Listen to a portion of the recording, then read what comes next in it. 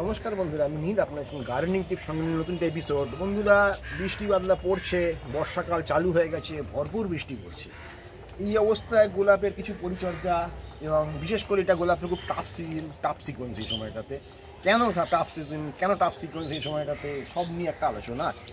ঠিক আছে, তো বন্ধুরা আমরা দেখতে থাকি এদিকে যে এখন কিন্তু গোলাপ এদিকে আমাদের এরকম গাছপত্রগুলো মোটামুটি পাতা ফলিয়েজ কিন্তু ধরে রেখে দিয়েছে। ঠিক আছে, পাতা ফলিয়ে আমরা গাছগুলোকে দেখাই একটুখানি দিকে এসে যে মোটামুটি যা পাতা ফলিয়েজ সবই ঠিকঠাক রয়েছে গাছে। ঠিক আছে, মোটামুটি অসুবিধা নেই, এই সময় যা থাকা উচিত। তো মোটামুটি সবাই ঠিকঠাক, এবং কিছু ফুল শুকনো রয়ে গেছে গাছের মধ্যে, আমি আর কাটতে সময় পাইনি বা কাটিনি। এদিকেও দেখাই গাছপাতগুলোকে বেশ ঠিকঠাকই রয়েছে। তো এই হেন অবস্থায় গাছের আমি যেটা বলতে চাইবো, গাছের ফলিয়েজ ধরে রাখা এটা কিন্তু খুব একটা ভাইটাল জিনিস। ঠিক আছে, ভাইটাল জিনিস কেন বলবো আমি, এই সময় গাছ খুব বর্ষাকালটা হলো যে কোনো গাছের আইডিয়াল ক্লাইমেট, কিন্তু গোলাপের জন্য আইডিয়াল ক্লাইমেট না হলেও গোলাপ খুব আর্দ্রতা পছন্দ করে না বেশি, শুষ্ক ড্রাই ওয়েদার। ঠিক আছে, সেটাই পছন্দ করে গোলাপ বেশি। তো দেন আমি এদিকে একটু এগিয়ে আসি, কথা বলতে হবে। তো এদিকেও দেখা যাচ্ছে পাতাপত্র গাছের একদম ঠিকঠাক টালটা, প্রচুর পরিমাণে ফলিয়েজ রয়েছে। ঠিক আছে, বিরাট বড় বড় ফলিয়েজ রয়েছে। তো বেসিক্যালি গোলাপের এই ব্যাপারটা ডাব বা সিকোয়েন্স কেন হয়, তার কারণ হচ্ছে একমাত্র গোলাপ বেসিক্যালি বেশি আর্দ্রতা বা পছন্দ করে না, হিউমিডিটি পছন্দ করে না। গোলাপ শীতকালে পারফর্ম করে শুষ্ক শীত, মৌসুমী জলবায়ুর ব্যাপারটা হচ্ছে শুষ্ক শীত আর আর্দ্র গ্রীষ্ম। শুষ্ক শীত যখন, তখনই গোলাপ কিন্তু পারফর্ম করে। গ্রীষ্মের আর্দ্রতায় কিন্তু গোলাপ খুব একটা বেশি পারফর্ম করে না। ঠিক আছে, তো সেক্ষেত্রে কী করতে হবে আমাদেরকে, এই যত বৃষ্টি বা হিউমিডিটি বেশি থাকবে, গোলাপের কিন্তু অস্বাচ্ছন্দ্য বোধ হবে। সেটা কোথায় হবে? সেটা রুটে হবে, রুট জোনে হবে। ওই রুট জোনটাই খুব ভালো রাখতে হবে এই সময়। আর দ্বিতীয়ত ব্যাপার হচ্ছে, এই সময় একটা অদ্ভুত ব্যাপার হবে, গাছ কিন্তু হুড় করে কিছুটা হলেও বাড়ার চেষ্টা করবে। তো যারা নর্মাল গার্ডেনার, যারা সাধারণ গার্ডেনার, তারা এই সময় গাছকে বাড়িয়ে নেওয়ার চেষ্টা করতে পারেন, কিন্তু সেটা ক্ষতিকারক সম্ভাবনা হয়ে যাবে। সেই ডালগুলোকে টিকিয়ে রাখতে হবে। খুব সরু সরু ডাল হবে, লিকলিক করবে, মাথায় এই দুকর ডালে কুড়ি এসে যাবে, অপরিপক্ক ডাল হবে, এবং সেগুলো আলটিমেটাম কাটা পড়ে যাবে। তো মেন ফান্ডা থাকা উচিত এই সময় একটু ফলিয়েজ টিকিয়ে রাখা, নতুন ফলিয়েজকে টিকিয়ে রাখা। সেটা আমি টিকিয়ে রেখেছি। ঠিক আছে, এগিয়ে আসি আমরা।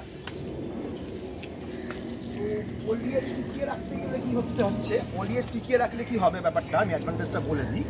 ফলিয়েজ টিকিয়ে রাখলে কী হবে, আমাদের এই যে ফটোসিনথেসিস, খাদ্য সরবরাহের ব্যাপারটা, ফটোসিনথেসিস, ওটা খুব ক্লিয়ার পরিষ্কার থাকবে। ঠিক আছে, এবং ওটা খুব কন্টিনিউ হতেই থাকবে। তার ফলে কী হবে, গাছে হালকা নিউট্রিশনেও গাছ কিন্তু কন্টিনিউ তার সিস্টেমটা বজায় রাখতে, ধারাবাহিকতা বা সিস্টেমটা বজায় রাখতে পারে। এই ব্যাপারটা খুব জরুরি দরকার।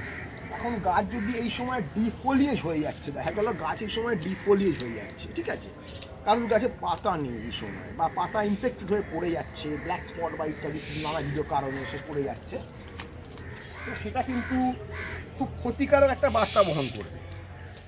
হ্যাঁ, তো বার্তা কি ক্ষতিকারক বহন করবে, এই সময় তখন গাছ নতুন ডাল ছাড়ার চেষ্টা করবে।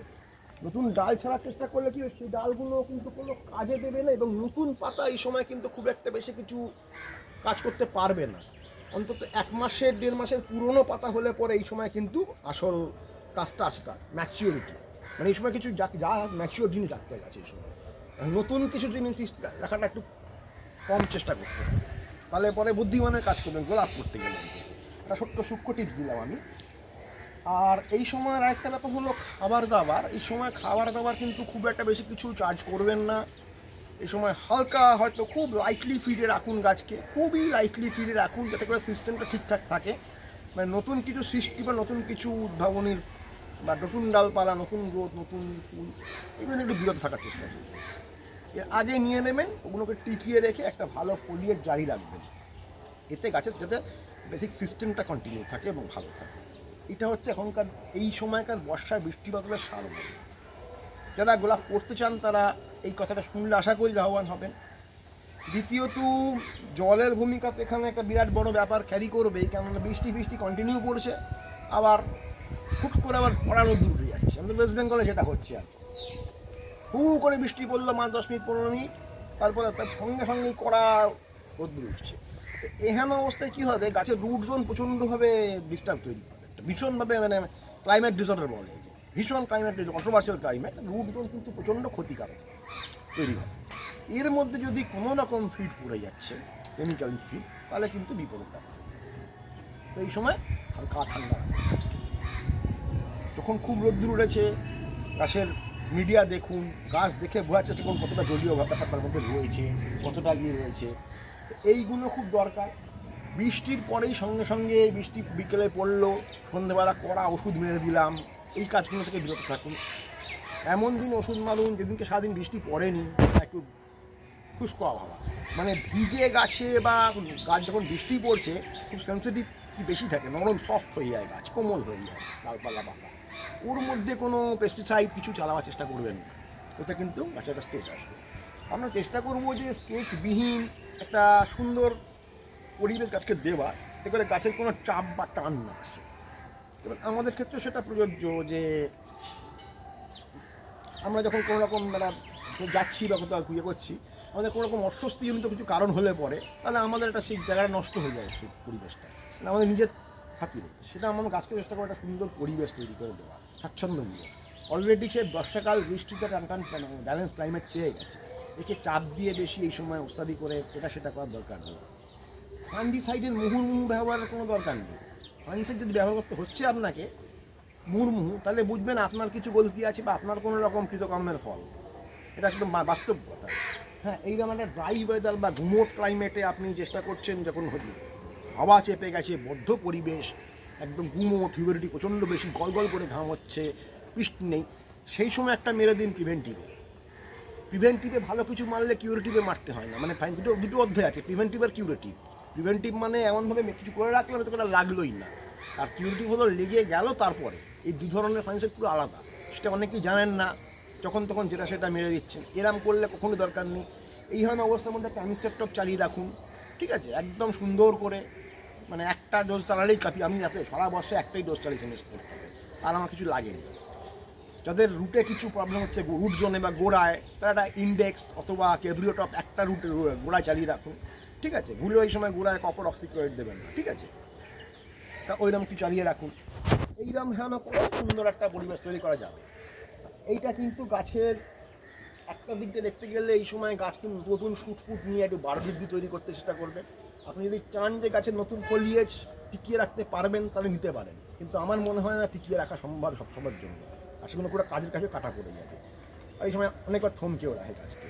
কিন্তু এই সময় ডরমেন্সি বা এই সময় পাতা পড়ে যাওয়ার ব্যাপার বা এই সময় ডিফলিজ হয়ে যাওয়া গাছ, ওগুলো মাথায় একদম চিন্তা রাখবেন না, কারণ এখন যদি গাছ ডিফলিজ হয়, গাঁটা পড়ে যায়, তাহলে কিন্তু আপনার প্রচুর সেরা সংক্রান্তি, কারণ গাছ সিজনের আগের মুখ করে দেবে।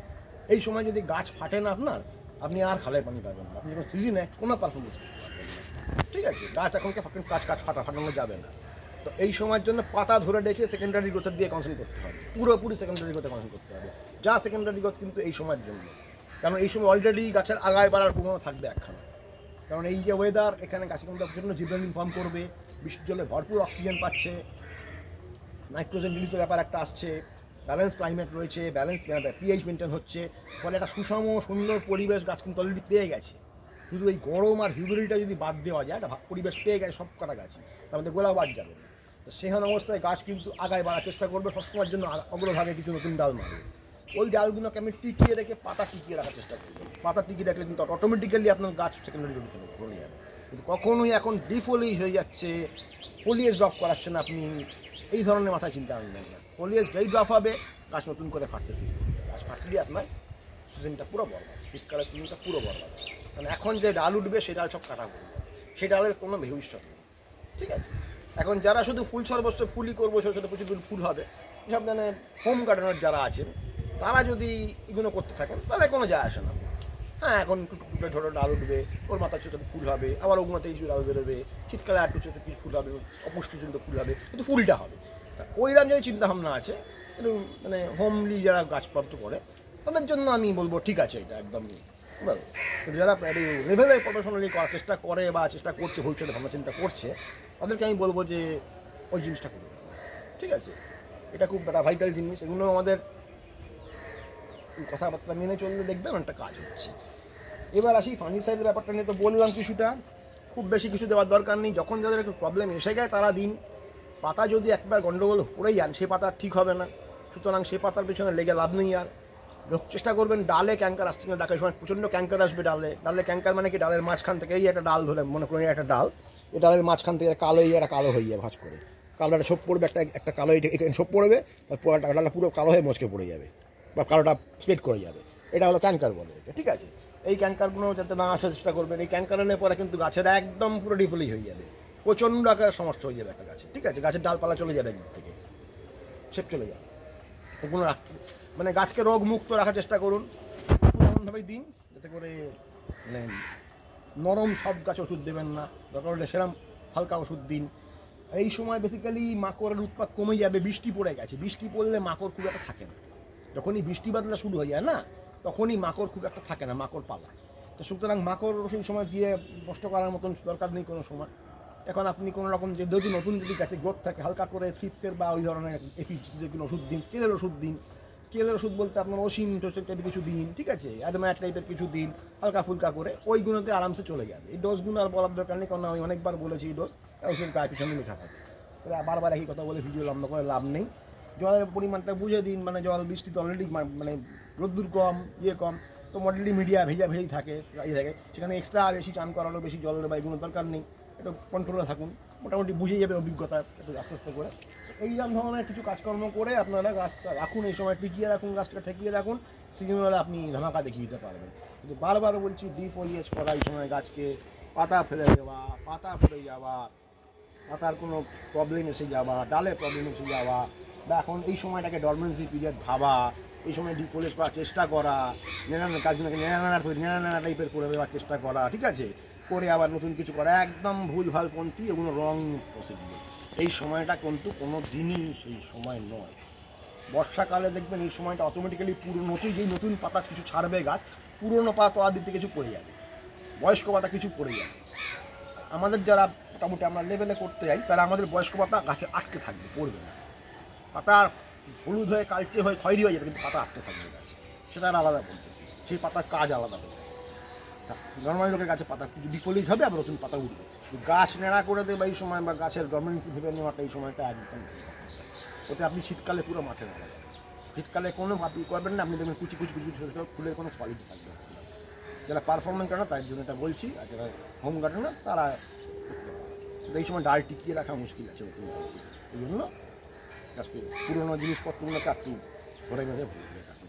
তো বন্ধুরা, অনেকটাই বললাম, এ পর্যন্ত এইটুকুনি। আমি আবারও দেখাতে পাচ্ছি গাছপাশে মোটামুটি হালচাল ঠিকই আছে। আমি এদিকটা এসে একটু দেখাই, মোটামুটি ফলিয়েজপত্র সব ঠিকঠাকই আছে, একদম এদিকেও দেখা যাচ্ছে যে ফলিয়েজপত্র উপরের দিক থেকে বেশ ঠিকঠাকই আছে, আর বেশ ঘাড়ে অংশে বেড়ে উঠেছে মারাত্মকভাবে। হ্যাঁ, তো এগুলো সব ঠিকঠাকই আছে। তো ঠিক আছে, আমরা আবার অন্য কোনো এপিসোডে আবার দেখা করব, অন্য কোনো নিয়ে, অধ্যায় নিয়ে।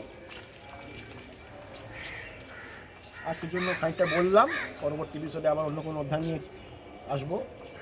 এবং যদি এই ভিডিও করতে সময় খুব কম পাই, কারণ আমার কাজকর্ম বা এই বাগান টাগান সামলে এত কিছু থাকে যে আমার টাইমটা একটু কমই হয়ে যায়, আমি রেগুলারিটি মেনটেন করতে পারি না খুব একটা। তবু আমি যখন ক্রিটিক্যাল মোড় আসবে তখন আমি ঠিক আমাকে পাবে না, এটুকুন বলতে পারি। যখন ক্রিটিক্যাল কোনো মোড় আসছে, যখন ক্রিটিক্যাল কোনো সময় আসছে প্রবলেমেটিক, আমি ঠিক জানান দেবো, বার্তা দেবো। এটুকুন আশ্বাস রাখবেন। যদি ভালো লাগে লাইক কমেন্ট শেয়ার করবেন, চ্যানেল সাবস্ক্রাইব কখনই ভুলবেন না।